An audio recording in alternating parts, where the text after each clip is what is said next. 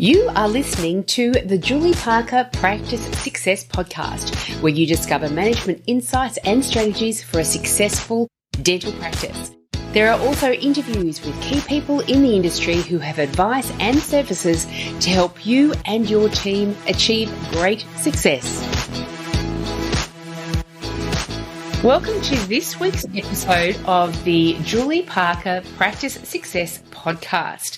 And I'm thrilled. This is my first international guest that I'm interviewing today. And it is Steve Anderson of Denco Dental. And Steve, I would love you to tell us about how you got into dental. But initially, tell us a little bit about what your business itself does. Well, I'm a general contractor that specializes in design build of dental offices.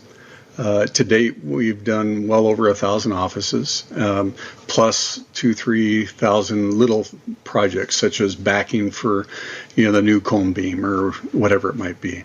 But it was quite a journey. One day back in '97, I got fed up, and I said, I've got to do something different. I got tired of being a number. And I don't know what it is, but I had this need for being needed. I love it. We all need to be needed. I agree with that. So here I was, had a situation where I'm going, okay, what do I do now? And it was like a divine revelation. I'm going, okay, who needs help? And dentists came to mind, and I thought of all the dental offices I had done at that point, and I thought of the struggles, the challenges, and all the hurts and misdirections and the poor results that they had because an architect drew something, but they didn't end up with what they wanted, and just misunderstandings and poor communication. And so 15, 20-minute ride, I came up with the name Denco Dental Construction, which Den is dental and co is construction, really difficult. And so I'm a simple guy. And I had my business plan laid out, and then I said, okay, the next challenge is to all the clients that I've done in residential and other commercial to say, okay, I'm stepping out in this and say no to that, and best move I made. And the next step I did was take 8 of the best dentists, the ones that I really saw that really had something special, really understood the market, really understood what they were doing, and I took them to lunch. And Great idea. The best $20-$30 I spent ever, for each meeting, just asking those questions, like, what could I have done better? What should I do now? What is it that you see that would benefit dentists as I move forward? And just, wow, what a plethora of just information. So. And I tell you, market research in that way, where you're sitting down one-on-one with people, quite often you go into market research with your own set of ideas. You're trying to justify your own great grand plans, and you're getting a feel of whether it would work. But it sounds like, and just to let everyone know, you are based in Arizona. Yes, I am. And were you in construction prior to this, and you were working for another company? Yeah. So I had a company called Cornerstone Construction, and at that point did everything, residential, commercial, industrial, hazardous, you name it. But it was just more like a number. The value wasn't there, and something was missing. Something was missing. And so you're out there having lunch with all of these dentists saying, what was missing for you? What have you picked up on? You would have gotten a lot of valuable information from those lunches. My gosh, that was the beginning of my trek. I realized that I wanted to do several things. Right out the gate, I felt that I should be doing a in-person seminar to students at the dental colleges. And I'm going, okay, that's a big one, but that was a dream I put out there. And then also to write a book and put down all the things I learned.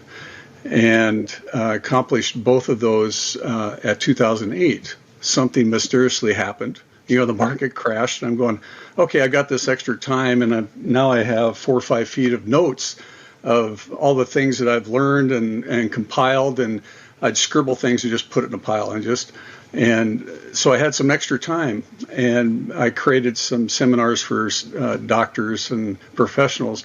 But one of the things I did do is compile my first book, Blueprints for Success, and I taught it at 2 of the local dental colleges, and I That is still do to tremendous. this day. So. And that book is available still? No, actually, I pulled it off because I wanted to focus on this current book, of which I just finished. Was the first book was the bullet points. That's how I think, and it had the main themes and the main ideas. But I wanted to give students something to take anywhere they go in the world, and as they go out, they have just little tidbits on how to do a better job of asking better questions. And then with the second book, I created a 320-some page book that basically puts all the narrative in, because I realized I couldn't do it all myself. I can't do them all, and actually I don't want to do them all. But I do want to make a difference in the dental community, and help dentists make better choices, save time, money, and effort. Well, you've certainly made a big impact on thousands of dental practices to date. I can't believe the amount of work that you have achieved. So when did you break into the dental market itself?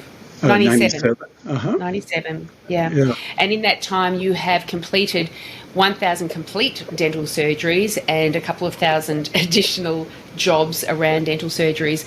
What has that been like? What's been your journey with that? What's been your experience? It's helped me evolve. One, in confidence, because the more you do and the more you understand. But I realize the importance of systems. It's no different than a dentist. But the systems, and I realized that those systems, and I put together in the book a copy of all the programs that I created, a compilation budget, and helping dentists count the costs, and the square footage program in which helps them determine how big the office should be, and a flow chart on what do I do now and when do I do it, and even a critical path and several other forms. And that's just how I think. But it was fun being able to put it together, and people say, well, you're putting all your secrets out there. And I learned a long time ago that no one can replace you. It's real interesting, and also it's a level of just your own your own being, being confident in who you are, and if they can learn and then they can use it, more power to them. That's what it's really about. Is I just really want to get the word out to help people make those better choices. I think you're absolutely right. It's certainly something that I've learned as well. I think it was something that I read in a book somewhere, that nobody does you like you. Yeah. And don't hold back all the gold. Push the gold out there. Give everyone the chance to see all of that, because they still want to end up hearing about all those things from you. They want to get your first-hand experience, knowledge, stories, insights from your own journey. So it does help foster that lovely, abundant mindset, doesn't it? Well, and that's the key, the abundance. I've been abundantly blessed in so many different ways, and I never dreamed that I'd be able to do what I do, and I get paid for it, and I love to go to work, and I love to do. People say, well, are you going to retire sometime soon? And it's not in my realm of vocabulary. I just thoroughly enjoy doing this. And it's nothing is more enriching to my life than be able to have a meeting, and the doctor goes, what do I do? And be able to give them some suggestions, give them some nuggets, and give them options and things. And that's really what it's about. Is I learned early on that, yes, there's the statistics. The statistics work. The dentists work this many hours. The average dentist is, they maximize their minimization. They work on the little things, but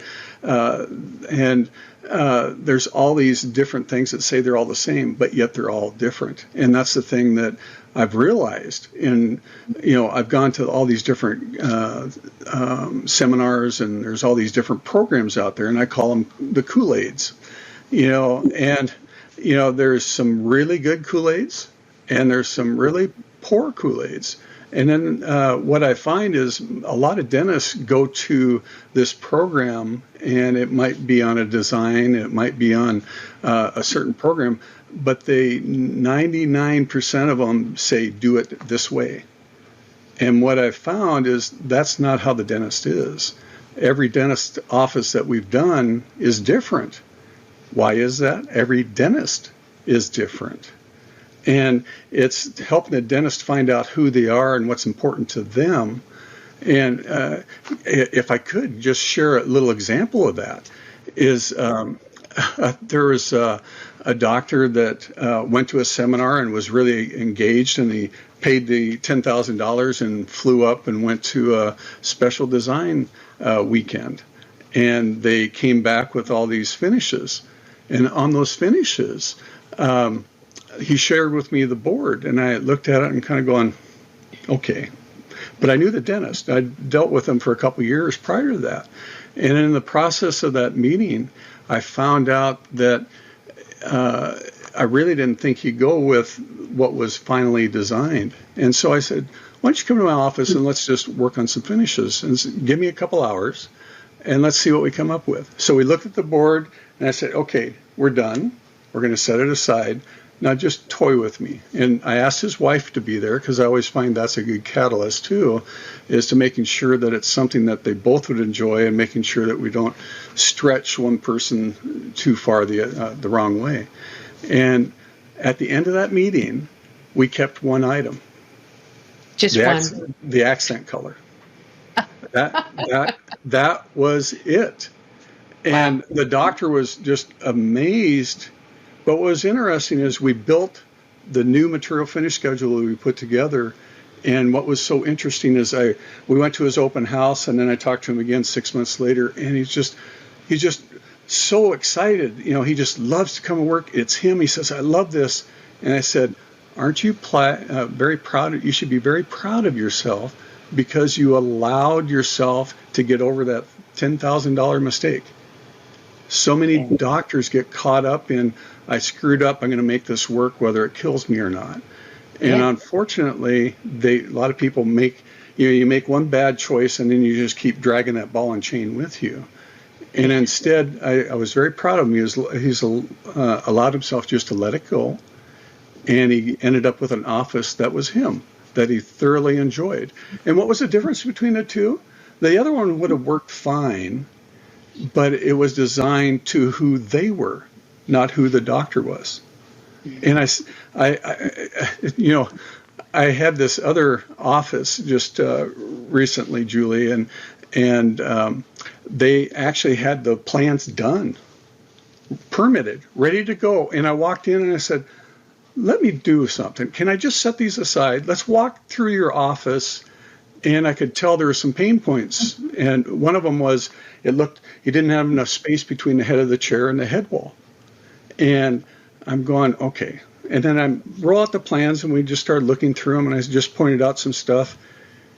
And he's going, well, I didn't deal with that, did I? And I said, no, I said, in fact, you have 5 new ops that are going to be exactly the same depth, same design, same everything. And you're going to hate it. And then you got a dentist that's going to he's literally 6 inches taller than you and 75 pounds bigger than you coming in to work in this operatory, and he won't fit. And they hired a specialist to begin with. And I said, can we fix these? And he says, oh, please do. And it cost him about $5,000. And it lost about a month. But he ended up having an office that worked for him.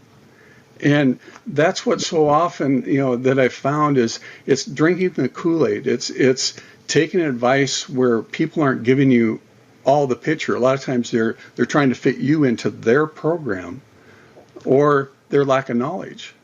There's lots of podcasts out there, and some of them don't care, unlike what you do. But there's some that are more about just having a podcast. And so they don't really care about what they're projecting other than just give me some good numbers. And, it's the same thing. You can listen to all kinds of podcasts, but are you getting good information? And I guess my mind has gone to, as a just like with the construction industry, you can go to a company and they will be making suggestions that are limited to their scope of works, just like a patient would come to a dentist, a general Oh, dentist, and the treatment plan being presented, the different options being presented to that patient. If that dentist was very resistant to not taking on the services of specialists as well, then all of a sudden that treatment plan is going to be quite limited just to what that dentist is capable of doing confidently. yes, yeah, and it's the old adage: you don't know what you don't know. You've got to live with these constructions for for decades and decades. And so if you lose the 5,000, if you lose the month, it's all worth it. It's maybe painful at the moment, whatever that cost is, but you are looking at decades and decades of comfort or frustration. Yes, so much, and that was the challenge in putting the book together. Is okay, where do I start? And basically, the biggest single point is I asked dentists, "Who are you?" And they go, "Well, I'm a dentist. What do you?" I said, no, it's really a matter of searching a little bit deeper and understanding. Are you a dentist that eventually will do multiple offices? And myself, I wanted to be the biggest general contractor in the state of Arizona, but I found it didn't fit who I was because I'm relational. So I had this tug of war, and all these points that I talk about are really self-absorbed and created, in which I've realized that they all go across and they fit all the professional fields, but this is focused on dental, and I found that when I wanted to be the biggest and best, I realized that I had that inner struggle, and I started realizing I had to get rid of that focus, and I stopped a certain amount of employees, and I reduced down to a point that I could manage, but maintain the relationships with the clients. So it's something that I could have a friend at the beginning, middle, and end, and years later. And that's really what it's about, is understanding those things about yourself. And some of the people some of the dentists might be very outgoing, and some are more conservative, and some want to handle more cases, and some want to handle just fewer, larger cases. But there's all these little things that make up the dentist uniquely onto their own. Yeah, that's it. And from my experience, dental practice construction is more reactive.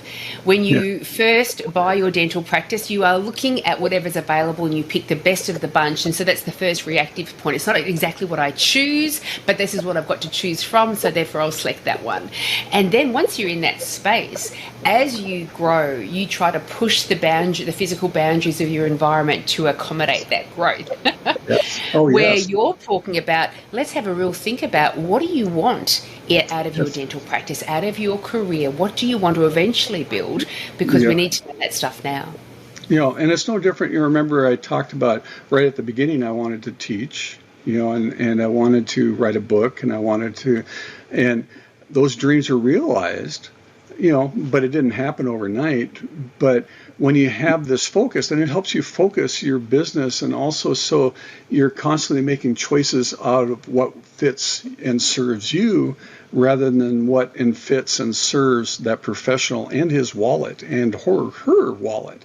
Because so often I've seen dentists sold things that they don't need. I mean, one of the most memorable is walking into an office and seeing two beautiful milling machines on the counter collecting dust.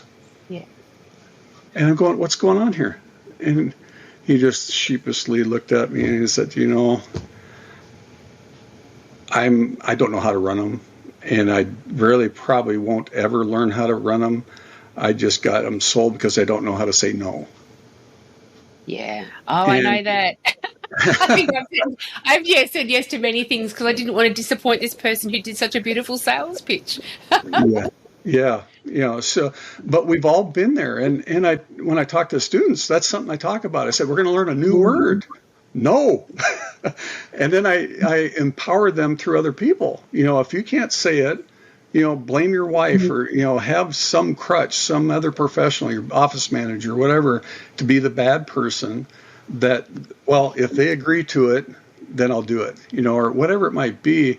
But find a scapegoat to get out of it, because, that's the other thing I learned quickly. I did a little audit, and the first class was 108 students that I had over at Midwestern. And I'm standing there, and I said, so how many of you like confrontation? And there was one hand raised. And that's typically 1 to 2% of the dentists really are good at dealing with confrontation. But most of them want to just put their head into the sand and ignore what's going on, and to the point where it just becomes a really debacle, and they really suffer for it. So and that's the thing, there's suffering, isn't there?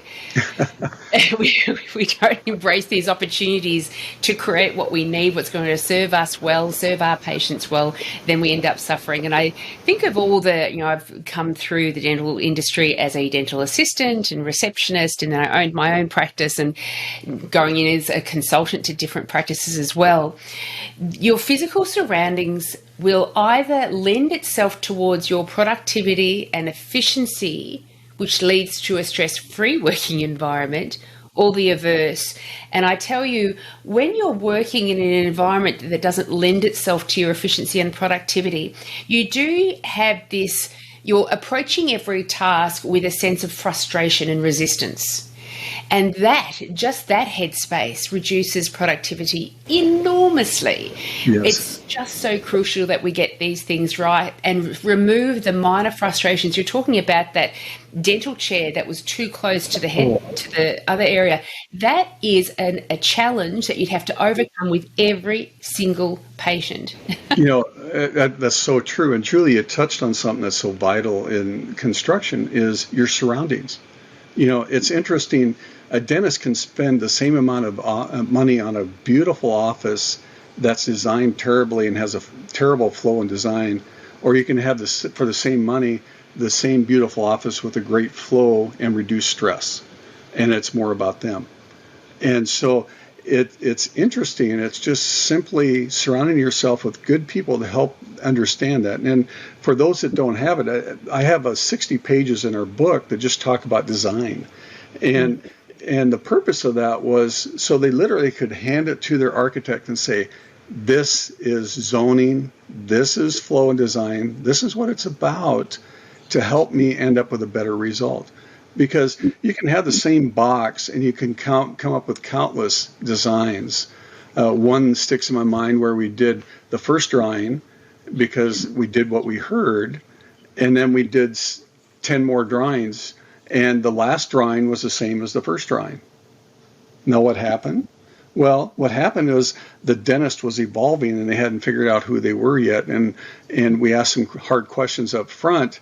And then they started wavering on, but what's interesting in all the offices that we get involved in, we design build, we find that the first drawing, majority of the time, is like 95% there the first time. Yeah. And why is that? It's understanding, asking those different questions, and those different options. But the big thing I wanted to mention, Julie, was the issue of your surroundings and having the office of your dreams. Now, what happens is, what the return is for having a designed office that fits who you are versus not? You know what the return is? What is the return? Well, if you go into a space and you're going to go do a new office, in the United States, the national average is a 34% increase in production the first 2 years. Wow. Now, what can you put your money in to have that kind of return? And then if it's surprise me at all that it's that high. Yeah. But and I've had dentists that far exceed that, and I've had dentists say, "I can't advertise." Well, isn't that a great problem? They can't advertise because they have such a great referral source all of a sudden going on. I've had dentists move out of a space that really didn't fit who they were, and it was like a pigsty. It was just really tight, and the colors and just nothing about it worked. And they moved to the office of their dreams. And when they do that, the office gets decided. The dentist exudes it. He loves to go to work, or she gets excited to come to work because half or more of the dentists now are female as they graduate. And then as they come to work, their patients see that. Their patients experience that they've invested in something and now they're proud of it. I've had dentists that have had this old office and they move in a new one and they're going, I can't believe it. All of a sudden, patients are referring me. And they said, what they realized is they had the trust factor, they had the relationship, but they had the embarrassment factor. And once that embarrassment factor went away, it was no holds bar, and everything just flowed.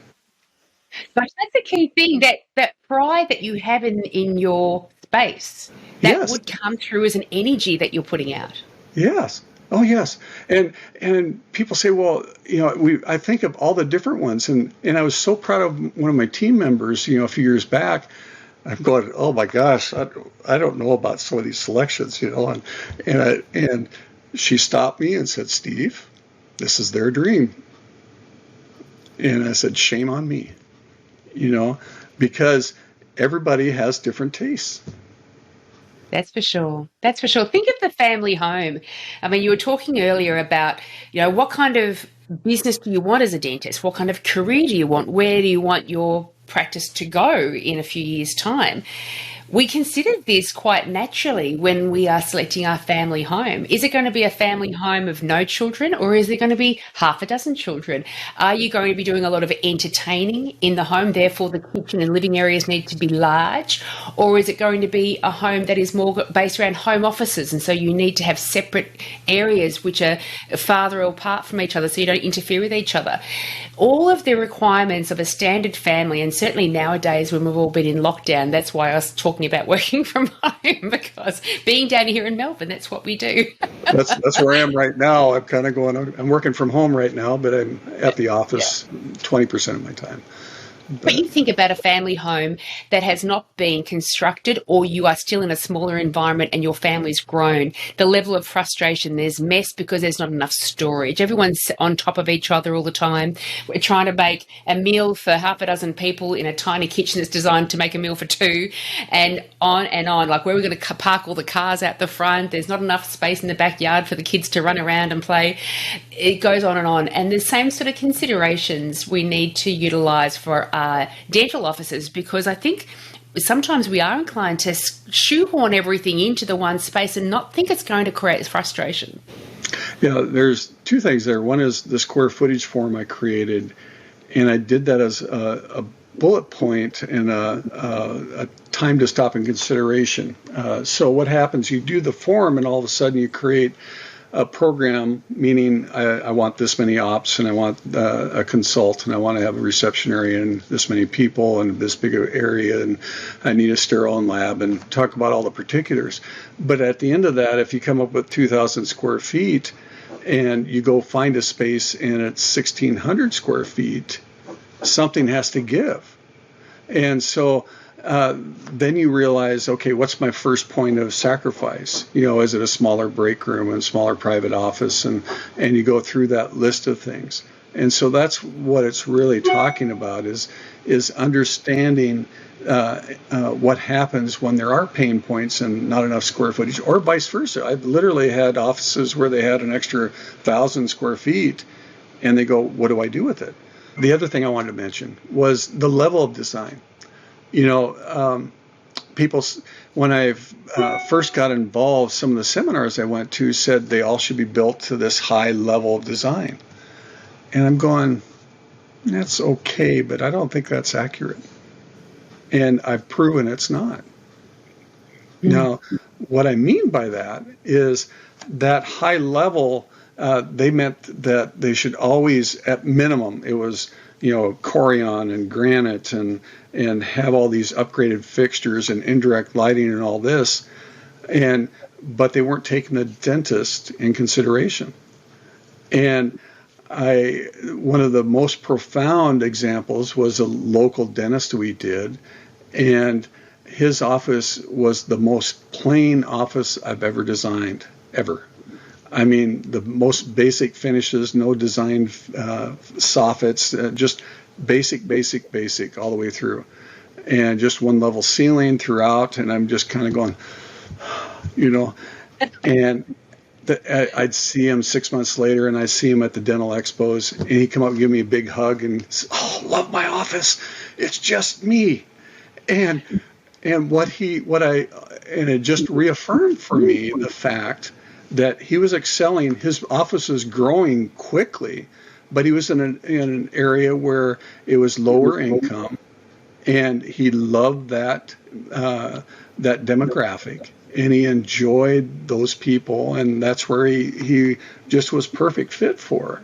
The dentist was comfortable with with his surroundings, and he knew exactly what he wanted. And on the other hand, I've done it where an office is going, wow, this is we've finished some really high-end offices over the years, and looking at them, I'm going, well, it's not me, but they excel the same way, and they do an incredible volume of work.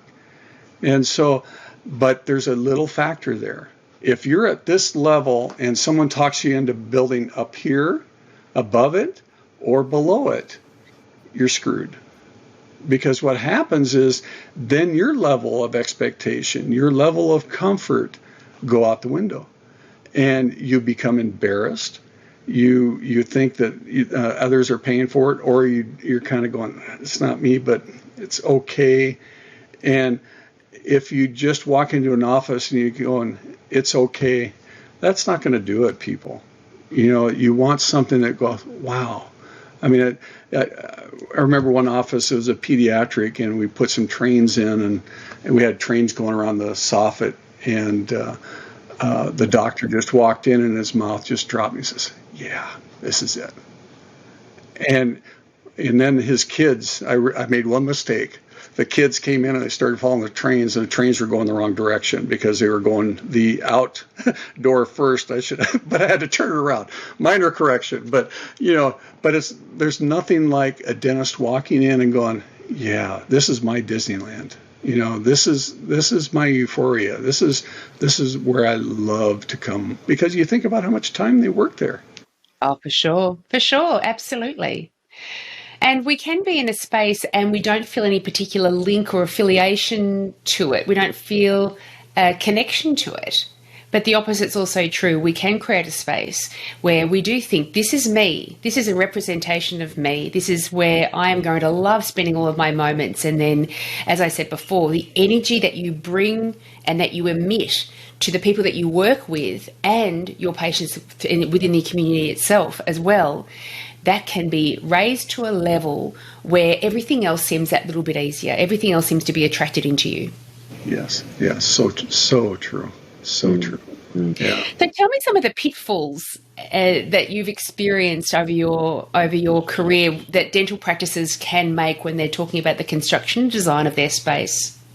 Well, one of them we talked about and leaned into a little earlier was the pain point of leaning on a guru and having them talk you into something that you're not. That blueprint or that those finishes that I spoke of earlier. That's one is, and then the big one that we see is dentists feel like, okay, am I paying too much? Am I going to get burned here? Am I being taken advantage of? And then what's interesting is when they get taken advantage of, they don't want to tell anyone. So they're just mums about it, but none of their colleagues hear about it, and they get taken also. So that's a tough one.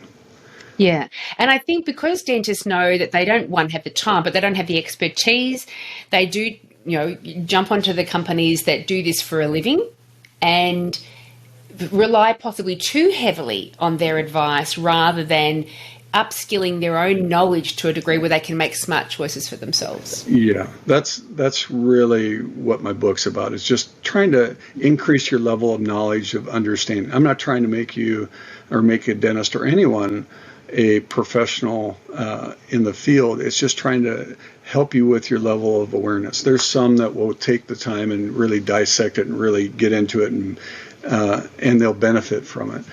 But if you want to, I guess it comes down to a phrase that my wife has said over the years, and I have learned from my wife, and learned a lot, believe me. But one of the phrases she has is, it's proven. It's about blind trust versus just proven trust, and unfortunately, early on, I went into blind trust, and it cost me dearly. It cost thousands, tens, hundreds of thousands of dollars by blind trust. And understanding that the earned trust is so valuable, and giving them a little bit and see how they respond. And I talk about professionals, and just there's professionals out there, but learn how much you can trust them. How do you do that? Listen. Watch them, look at their results.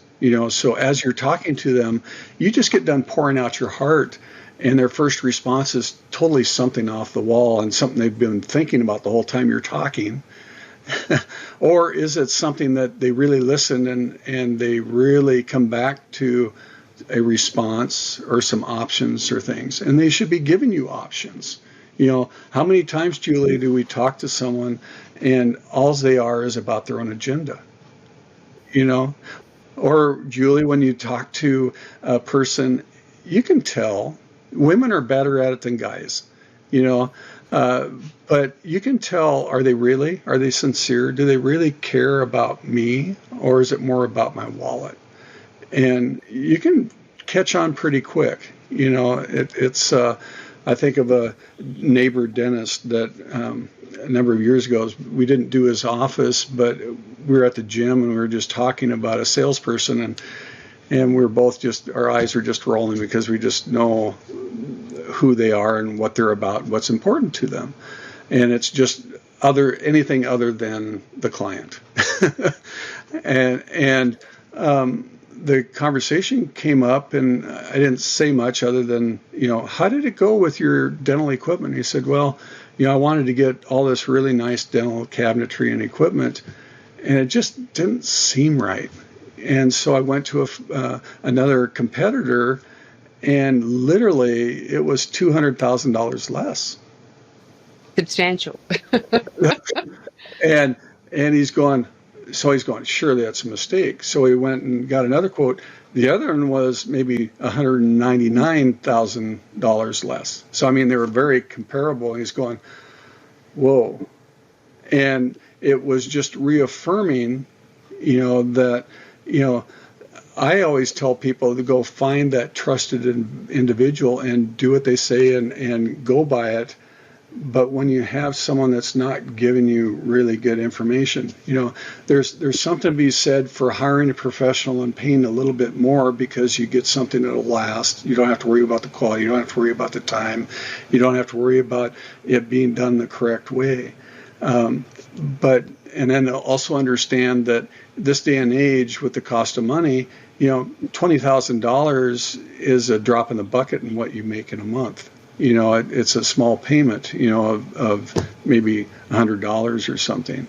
But I'm talking about the major mistakes of understanding, because if you take the time to really understand who those professionals are and surround yourself with key people that really are about you, it's just a win-win, and you don't even have to second guess them anymore because they'll always do the right thing.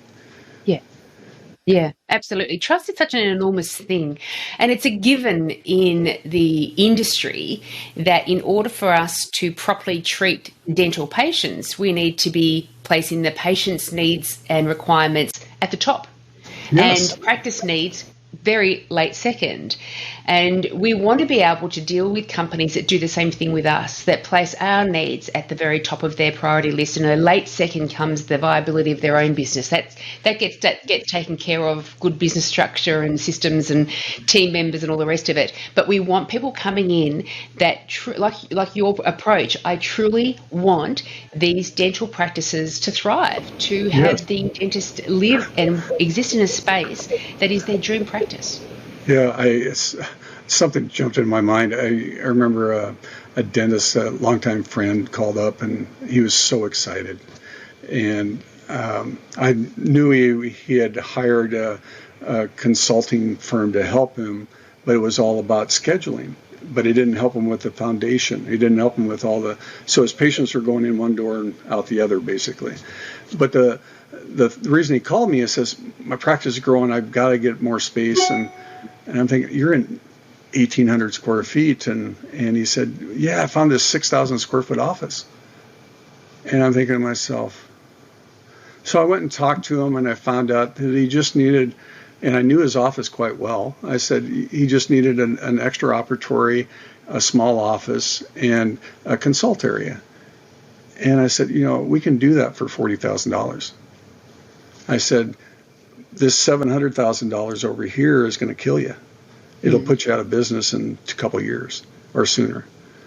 I said, cancel the appointment with the broker, the realtor, and focus on your business. Get someone in there like yourself, a good consultant that will help you get the foundation and help you make good choices, get good protocol in there, and really support who you are and what you're about, and grow your practice. And then you can grow to a space. If you buy a 6,000 square foot office, that's fine, but understand you're maybe going to 3,000 square feet and you're going to become a landlord and rent out part of it. But you got to take smaller steps. You can't jump into something like that that's so massive and so overwhelming. Yeah, absolutely. Everything needs to be maintained, doesn't it? Within business, every aspect of your business needs to be maintained in order for you to achieve strong viability. And Yes. that goes for the square footage as well.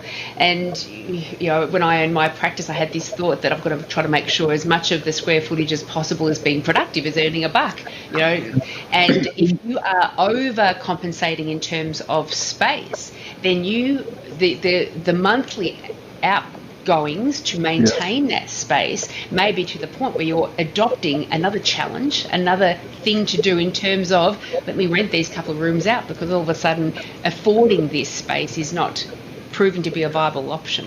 One, it becomes a distraction too. That early on we talked about understanding who a dentist is and any professional.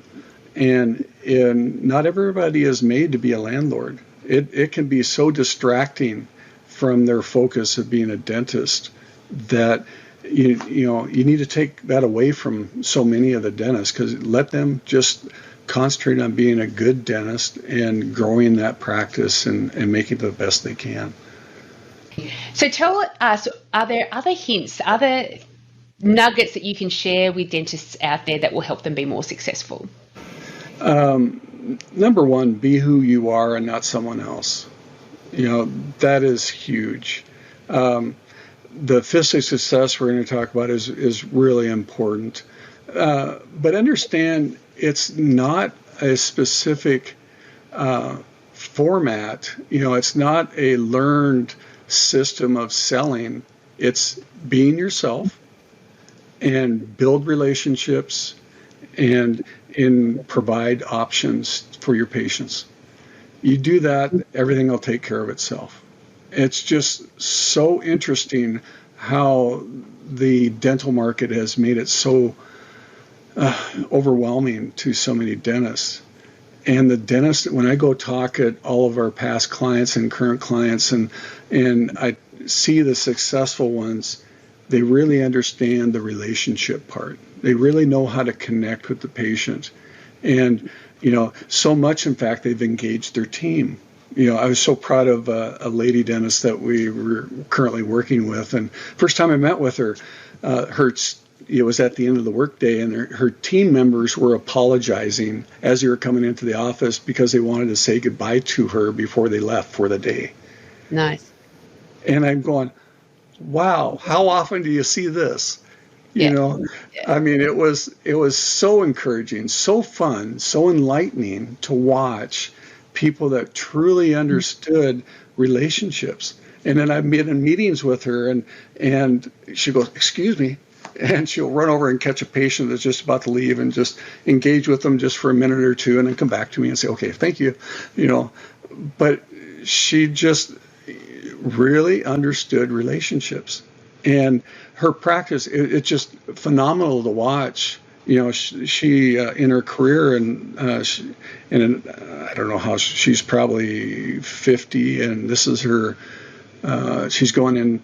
She's had this is her third office, and she's expanding it by another 1,800 square feet.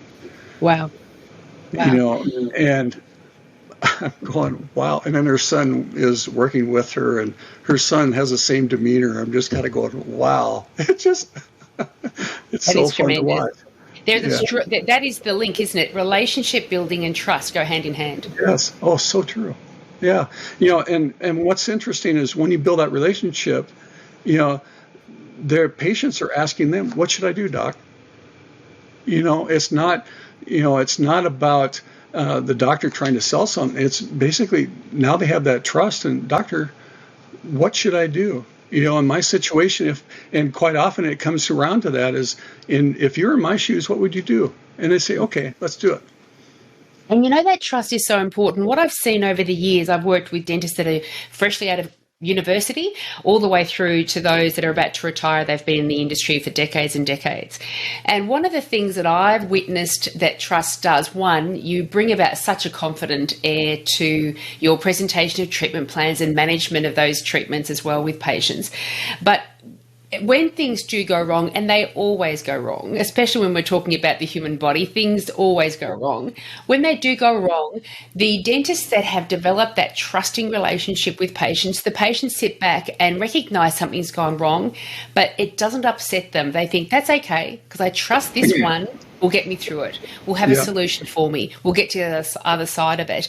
And it doesn't diminish the faith that that patient has in that dentist. And the same can be true with all of our relationships. When you're developing great relationships with your team members, as you're mentioning, they wanted to interrupt to say, I just have to say goodbye. I can't leave without saying goodbye to my boss. That when things do go wrong, as they do, these team members will have the faith in the leadership that their things will be managed and that their needs will still be looked after. Yeah, and it also becomes a theory or a thought or an understanding of abundance. The dentists that really are good at relationship are about abundance. They're wanting everybody to win. They're wanting everyone to participate. They're wanting everyone to succeed, and they just continue to flourish.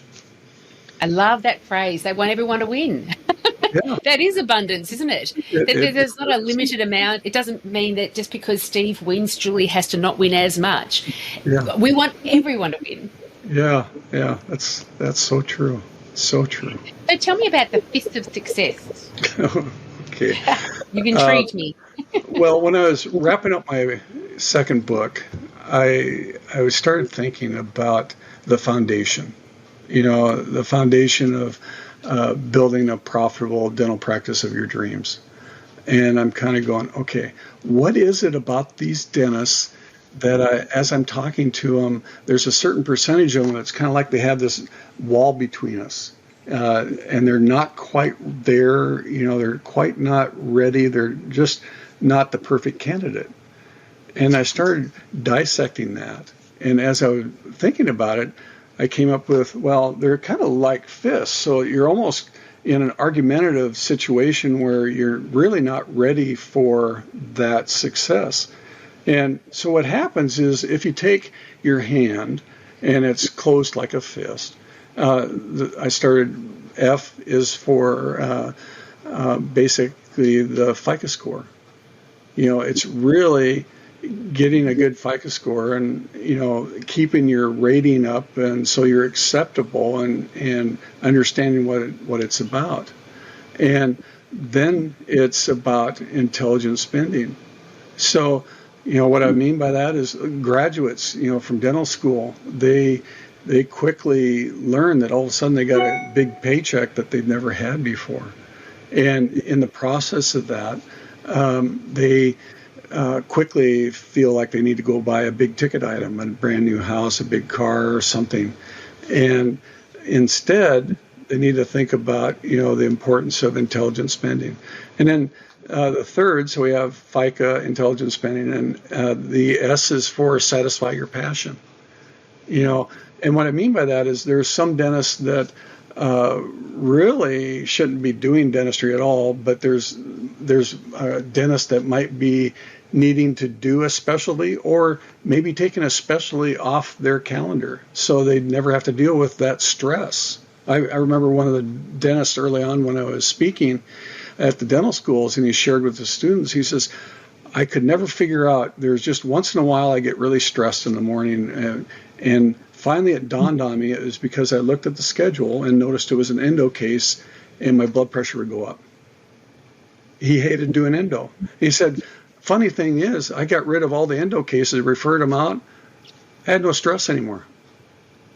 And it's so funny what we do is with our passion is so many times we try to encompass it and make it all encompassing. And then T is the fourth, and you'll notice what's happening to the hand is now all of a sudden your hand is opening up and being more receptive. The T is for time for relationships that we talked about, building on those relationships with your patients and your staff and your team members and your family. And then the fifth, so now your hand is open, is savings. What's an unheard of thought of these days? But, it's amazing if you do those other four things and you actually have money in the bank, $40,000, $50,000 even, have, maybe 20, 30 lire, 1,000 lire, whatever it is, you want to make sure you have some money in the bank. And by having those things, all of a sudden, those professionals, that those lenders and people are coming to you rather than the other way around. And it's just really interesting how that works. And so I built that into the whole foundation is really, first it's knowing yourself and understanding who you are. Second is it's the vision and catching the vision of who and where you want to go. It's understanding the fist of success and doing those 5 things. And then we talk about seeking the best and most accountable professionals. And the key there is accountable, is really understanding how important accountable professionals, people that come back with you with the timelines and things of that nature. And then an example of that is in the States, what's so interesting is I've seen dentists spend every waking hour looking for a place. And I think, why? What other profession can you go hire the best and someone else pays for it? Mm-hmm. You go hire the best dental broker out there, and the other side pays for their fee. So why spend any time looking other than with your broker on something that they've already narrowed it down to?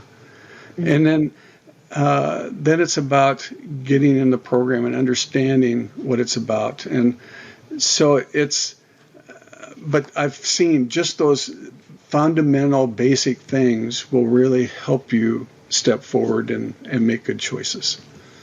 Nice. I love it. I love it. And you've also messaged me about the 4 deadly blind spots of a dentist.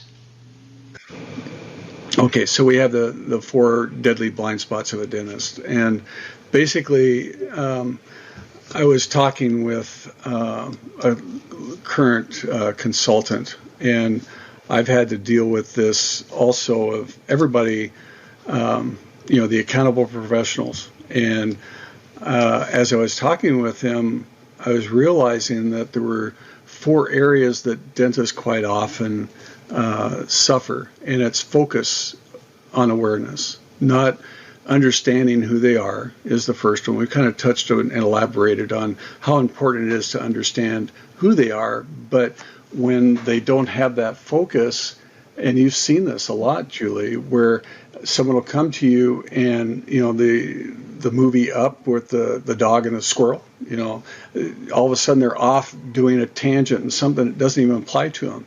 But if they're focused, what's interesting is they really understand who they are and they're really honing in on what's important to them. They can say no quicker to things, and they don't even entertain some of the phone calls that they used to get sucked into for 10, 15, 20-minute phone calls that really they'll never mature, and they really don't even care what's going on. The second is trust. on awareness. And the blind trust factor. We talked about the issue of how dentists, especially, get taken by people, and they haven't. They'll blindly trust people and start going down a path, and they will bleed them dry, or they will eat up a lot of time. I think of one doctor that we was talking with, and he'd hired a consultant, and it was like going on their 4th year. And I said, "How's your production?" "It's okay." And I said, "Wait a minute, what do you mean it's okay?" "Well, it's hovering about here." And it was like $300,000, $350,000. And I said, "Is it growing up?" "Well, it's staying about the same." And I said, "So why do you keep doing this?" And their response was, "Well, he's been kind of a friend, and he comes to all the meetings, and I can't let him go, But so often we accept mediocrity, and we get sucked down this path, and then it becomes an issue where we want to protect ourselves, and so the importance of earned trust that we talked about earlier, and then market on awareness. They don't know what to ask or where to begin or what the process is. And that's again where else in this market, how can you hire a professional that can give you the best information? By hiring a broker that specializes in just what you need and have someone else pay for it. And then self-unawareness is the fourth, is the self-inflicted wounds that we have. We all have them. We've all had it. And I talk even in my book, I've gone through counseling. I'm very thankful for good counselors, good coaches, and it saved my marriage. It helped us go work through some very big things. I talk about pain points. I'm right there with everybody. I got sucked into believing and giving explicit trust to my office manager who had no right to everything that she was doing, and it put me through business and personal bankruptcy a number of years ago. Gosh, yeah. But it was that blind trust, and I'm speaking from the heart here to these professionals, and the fact that that's been over 20 years ago, 25 years ago, but we recovered. Fortunately, my wife stuck in there with me, and we worked through it. But it's painful because I did. And why did I allow myself to do those things? Is because I hadn't dealt with some of the hurts that I had when I was little. And it's interesting. We carry baggage. Sometimes the ball and the chain. I think of Scrooge. And watching that movie, and seeing what happens when we allow our past to not be dealt with, and then we end up making poor choices because of that. And a lot of times we create self-inflicted wounds. We create poor relationships. We make poor choices because we want to self-sabotage ourselves. And those are the four things that I see quite often that, if dentists would invest in good coaches, good counseling, and taking the time to do a self-assessment, they can save themselves tens and hundreds of thousands of dollars and time, money, and effort, and be so much happier. Oh, amen to that. That is magnificent. I know Charles, my husband and co-founder of Julie Parker Practice Success, he is a coach, a counselor, a motivational guru, and he has a lovely saying of, you can't pull out the weeds in a garden without first identifying where the weeds are. And the same is true in the way we approach our life, our businesses, our relationships, as you say. Have that awareness. Where are the weeds? Where's the stuff that ends up having unhelpful things happen in our lives? We will be instigating all of that. Our life is what we do within it. And if we can have that awareness, and this is where I think that allow yourself time for contemplation. We have got such a habit in our worlds of saying, I'm too busy just to take a 1 hour walk with no distractions, just to let my mind roll over things. But I tell you, if you start utilizing contemplation in your life as an opportunity to think, where are things going great? Why are they going great? And where are things that are causing frustration or resistance or unhappiness? And why is that? Where are the weeds? So I can actually start to become aware of how to actually pull them out and have a more enjoyable life myself, but I'm actually helping to create an enjoyable life for everyone around me as well. Yes. Oh, so powerfully said. You said it so much better. Oh, no, I didn't. This has been such an interesting discussion, Steve. It's gone off on areas where I would not have imagined, and your wisdom and your insight and your experience have led to some great lessons that you've shared today. So thank you so very much. Well, thank you. I really appreciate it. I've enjoyed this. In regards to if anyone is intrigued about getting your advice, whether they're in your local area or overseas over here in Australia, are you open to anyone contacting you to have a little bit of a chat about where they're at with their career and what the sort of path they should be taking?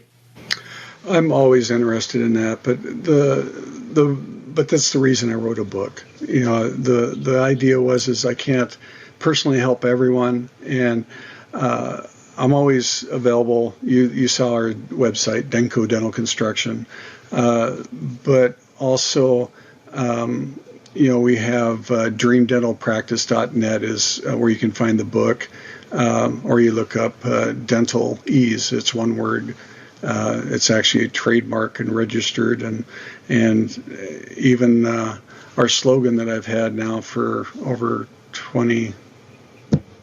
25 years, making your dream a reality, is trademarked also. Wonderful. Well, all of your contact details and the links that you've mentioned are going to be in the show notes. So if people are intrigued, please do go straight there. And certainly, what's your catchment area within Arizona if they wanted to work directly with you with their own practice design and construction? Yeah, we maintain and stay directly in the Arizona and just the greater Arizona area. Lovely. So thank you for asking. My pleasure. Thank you so much for your contribution today. You've made a magnificent episode, and I'm truly appreciative of it. Well, good. Thank you. Thanks for having me. Hey, if you enjoyed listening to this episode, you should join the club. The club members receive an online lunch and learn every week where I share insights, systems and strategies to improve the success of your practice. These lunch and learns could not be easier. They are recording so you can watch them at a time that suit you. Members also have full access to the library of all of our past topics. It is a powerful and effective way to upskill your team. I hope to see you there.